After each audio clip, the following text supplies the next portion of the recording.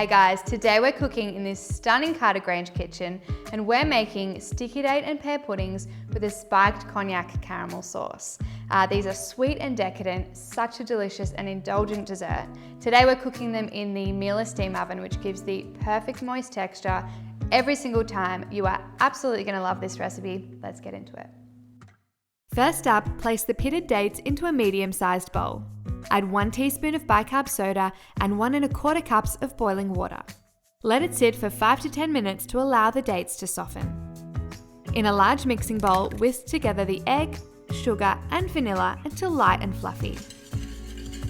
Next, mash the dates and water with a fork until pulpy.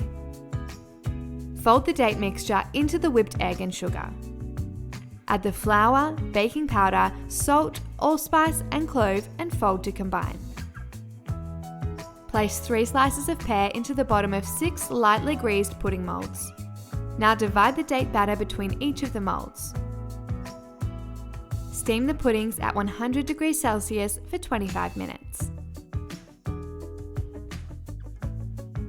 While the puddings are steaming, let's make the caramel sauce.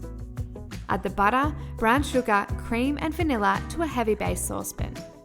Stir on medium heat until the butter has melted and the sugar has dissolved. Allow to simmer on low heat for 5 to 7 minutes. Remove from the heat and add the cognac and salt. Stir to combine, then set aside until ready to use.